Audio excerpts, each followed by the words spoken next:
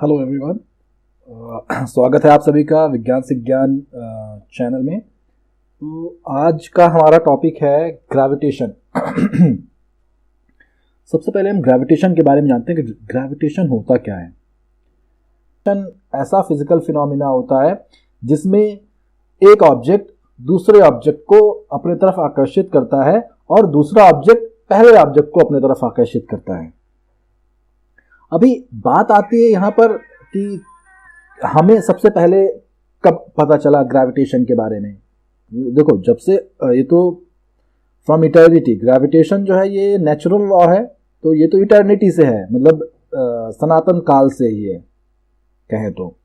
लेकिन इसका हमें कब पता चला, कैसे पता चला, इसके बारे में एक छोटा सा स्टोरी हम जानते हैं। तो स्टोरी कुछ इस तरह है कि एक लड़का एक दिन अपने बगीचे में बैठा था। सेब का बगीचा था, उसमें बहुत सारे सेब लगे हुए थे, जैसे अभी आप देख रहे हो, जैसे अभी आपको अभी दिख रहा होगा इसमें कि सेब लगे हुए हैं। ऐसे सेब लगे हुए थे, बहुत सारे सेब लगे हुए थे। हाँ, कि अचानक एक सेब गिरा। सेब गिरते लड़के के मन में ख्याल आया कि अरे ये क्या हुआ, ये एक सेब नीचे क्यों गिर गया, ऊपर ही क्यों नहीं रह गया था, या किसी और दिशा में क्यों नहीं गया, ये नीचे ही क्यों गिरा। तो इसी उधेड़-बुन में था वो लड़का, बड़ा सोच विचार कर रहा था कि आखिर होता, मतलब ऐसा क्यों हुआ कि ये सेब नीचे ही क्यों गिरा, आगे पीछे या दाएं बाएं या कहीं और या हवा में किसी तरफ भी जा सकता था। इसी उधेड़-बुन में वो अपने घर चला गया, लेकिन उसके मन में ये जो विचार था वो पड़ा रहा। वो उसी पे अपना काम करने लगा, उसी पे सोच विचार करने लगा। और फाइनली उसने ये आइडेंटिफाई किया, ये पता लगाया कि कोई भी ऑब्जेक्ट दूसरे ऑब्जेक्ट को अपने तरफ आकर्षित करता है।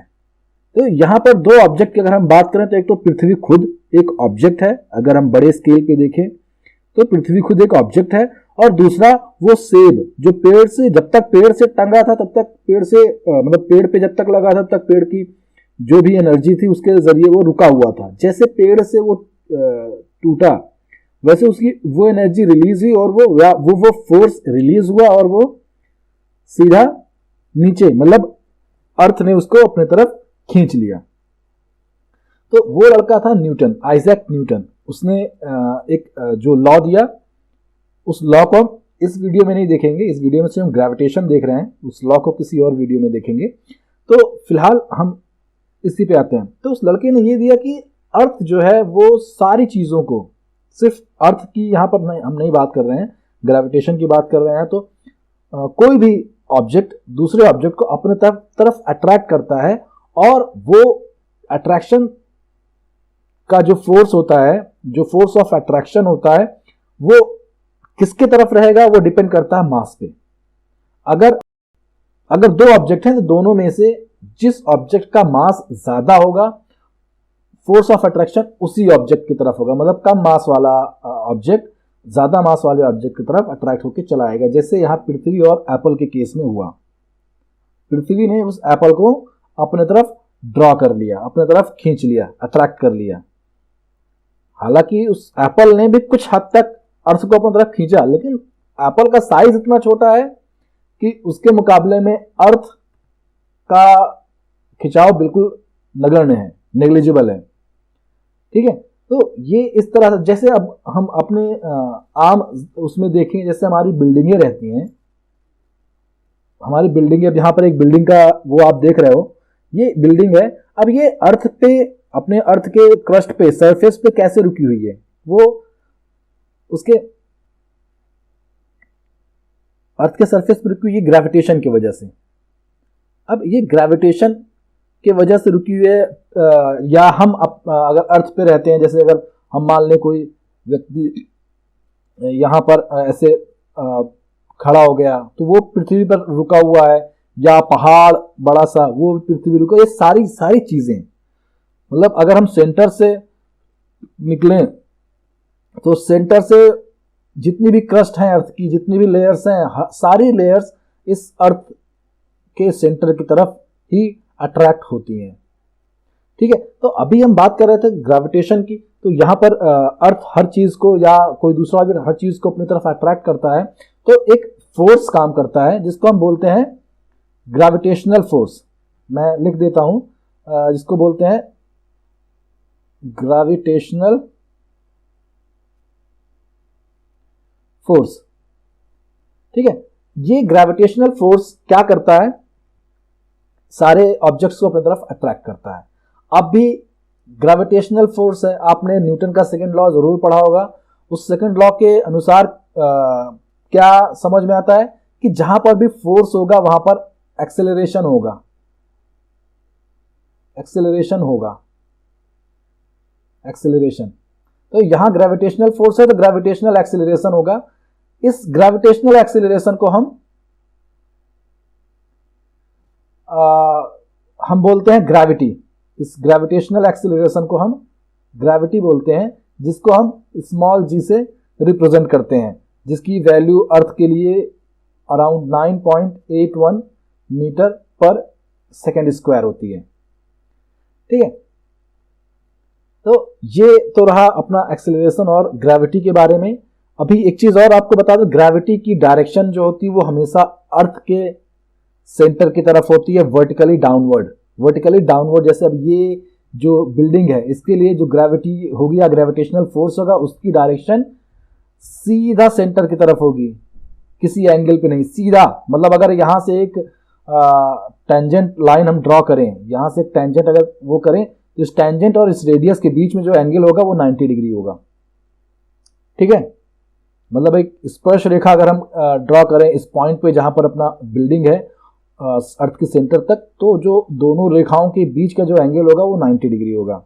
ठीक है, ये तो वो हुआ। अभी एक चीज और आप बताइए मुझे, जैसे आप क्रिकेट खेलते हो, सपोज आपने एक बॉल को ऊपर फेंका, तो बॉल का जो डायरेक्शन होगा वो कुछ ऐसे, जैसे अभी ये बॉल दिख रही है कुछ ऐसा होगा। तो क्या आप बता सकते हो कि ऐसा क्यों है? मतलब बॉल पहले तो ऊपर गई, वो ऊपर ही क्यों नहीं चली गई, वापस नीचे क्यों आई, या वो ऊपर जाने के बाद रुकी क्यों? मैं बताता हूं क्या होता है। देखो, जो फोर्स ऑफ अट्रैक्शन है वो क्या है, अर्थ का फोर्स ऑफ अट्रैक्शन है F इक्वल्स mg, मतलब मास ऑफ द ऑब्जेक्ट, मतलब उस बॉल का मास और ग्रेविटेशनल एक्सेलरेशन यानी ग्रेविटी। ठीक है, अब जब आप फेंकते हो तो आप कोई फोर्स लगाते हो, आपने फोर्स लगाया, सपोज कोई इनिशियल फोर्स Fi, आपने इनिशियल फोर्स दिया जिससे वो ऑब्जेक्ट वो बॉल ऊपर गई। अब जब तक तो ये Fi जब तक ये F is less than Fi, जब तक ये Fi ज्यादा रहेगा, ये Fi जो इनिशियल फोर्स आपने दिया है, तब तक वो ऑब्जेक्ट ऊपर की तरफ जाता रहेगा, ऐसे ऊपर की तरफ जाता रहेगा। यहां ये कंडीशन हम बता देते हैं, Fi is greater than F। F मतलब ग्रेविटेशनल या gravitational acceleration, sorry force of attraction, earth का फोर्स ऑफ अट्रैक्शन कह सकते हो। जब मतलब ऑब्जेक्ट अपने मैक्सिमम, या यूं कहें कि जब ये F is equal to Fi initial force बराबर हो जाएगा, तो ऑब्जेक्ट अपने मैक्सिमम उस पर होगी और यहां पर स्टिल हो जाएगी, रुक जाएगी, ऑब्जेक्ट या बॉल रुक जाएगी। अब रुकी तो रहेगी नहीं, क्योंकि आपका फोर्स तो खत्म हो गया, आपके फोर्स का इफेक्ट खत्म हो गया, लेकिन अर्थ का फोर्स का इफेक्ट वो तो खत्म नहीं, वो तो इनफाइनाइट है। तो ये फोर्स आपका जीरो हो गया, ये वाला फोर्स आपका जीरो हो गया, लेकिन अर्थ का जो फोर्स ऑफ अट्रैक्शन वो अभी भी वैसे ही है। तो जैसे ही जब अर्थ के फोर्स का अट्रैक्शन बढ़ना शुरू होगा, तो ये कंडीशन आ जाएगी, ये बॉल नीचे आना शुरू हो जाएगी। ठीक है, अब आप मुझे ये बताइए कि ये फोर्स Fi कम क्यों हो गया? फोर्स Fi कम इसलिए हो गया, ये जो आपने इनिशियल फोर्स दिया था वो कम क्यों होता गया, हर स्टेप पे कम क्यों होता गया, हर स्टेप पे कम क्यों इसलिए होता गया, आपने फेंका यहां से, वैसी कहानी है कि दो रस्सा कसी का सीन चल रहा है, ये एक वो है, इससे दोनों तरफ रस्से बंधे हुए हैं, दो टीमें लगी हुई हैं रस्से को खींचने के लिए। अब जिस टीम के पास ज्यादा पावर होगी, ज्यादा फोर्स होगा, जो टीम ज्यादा फोर्स लगा पाएगी, रास्ता उसके तरफ जाएगा। तो यहां पर भी दोनों बलों में, इस एफ और एफ आई में प्रतिस्पर्धा हो गई, दोनों में प्रतिस्पर्धा हो गई, दोनों में कंपटीशन हो गया। जब तक F I sorry initial force जब तक इनिशियल फोर्स ज्यादा था, बॉल ऊपर जाती रही। जब इनिशियल फोर्स और आप ग्रेविटेशनल एक्सेलरेशन अर्थ का अट्रैक्शन फोर्स बराबर हो गया, ऑब्जेक्ट वहीं पर रुक जाएगा बहुत थोड़े समय के लिए, मतलब वहां पर जो आपके अर्थ ऑब्जेक्ट होगा उसकी वेलोसिटी जीरो हो जाएगी। फिर जैसे वो वेलोसिटी जीरो हुई, मतलब दोनों बराबर हुए, अब ये बराबर होके माइनस जीरो हो गया। अब ये जो बल है, जो आपका फोर्स ऑफ अट्रैक्शन है, अब वो बढ़ गया है, उसकी वैल्यू ज्यादा हो गई। जैसे उसकी वैल्यू ज्यादा हो गई, वो ऑब्जेक्ट नीचे गिरना शुरू हो जाएगा। ठीक है, वो ऑब्जेक्ट नीचे गिरना शुरू हो जाएगा। ठीक है, अभी नीचे जब गिरता है, नीचे गिरने के बाद एक टप्पा क्यों खाता है? तो टप्पा इसलिए, जैसे अभी हमने उसमें दिखाया था, बॉल नीचे गिरने के बाद टप्पा खाती है, ऐसे टप्पा खाती है। टप्पा क्यों खाया? टप्पा इसलिए खाया कि जब वो नीचे गिर रहा था तो उसमें एक एनर्जी, जिसको हम काइनेटिक एनर्जी बोलते हैं, काइनेटिक एनर्जी स्टोर हो जाती है। काइनेटिक एनर्जी स्टोर हो जाती है, जिसकी वैल्यू होती है हाफ एम वी स्क्वायर। अब ये चलो अच्छा ये बताओ, ये तो काइनेटिक एनर्जी स्टोर हो गया, half M V square kinetic energy store हो गया। अब इस half M V square kinetic energy की वजह से जब ये बॉल नीचे टकराती है, तो अब वो एनर्जी, देखो आपने पढ़ा होगा कि एनर्जी को ना तो पैदा किया जा सकता है, ना खत्म किया जा सकता है, ना तो उसको उत्पन्न किया जाता है, ना खत्म किया जा सकता है, बस एक फॉर्म से दूसरे फॉर्म में कन्वर्ट किया जा सकता है। तो बॉल नीचे गिरने के बाद आवाज आएगी, टप की आवाज आती है, कभी कभी चिंगारी मतलब प्रकाश भी निकलता, वो डिपेंड करता है कैसा ऑब्जेक्ट गिर रहा है। हाँ, उसके बाद उस काइनेटिक एनर्जी के वजह से बॉल में जो वो है, वो गिरने के बाद बॉल जंप करती है,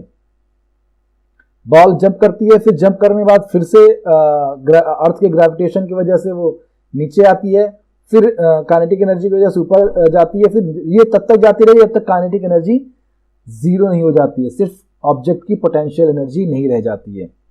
ठीक है, तो ये चीज होती है इसमें। जब कोई ऑब्जेक्ट हम ऊपर की तरफ फेंकते हैं तो वो सिर्फ सीधा ऊपर को नहीं जाता है, ऊपर ना जाने के बजाय वो नीचे की तरफ, मतलब एक सीमा तक ऊपर जाता है, फिर उसके बाद नीचे आना शुरू हो जाता है। तो उम्मीद करता हूं इस वीडियो में आपको ये चीज समझ में आया होगा। अगर किसी तरीके का कोई कंफ्यूजन हो, कोई प्रॉब्लम हो, तो आप हमें कमेंट करके बता सकते हैं। शुक्रिया।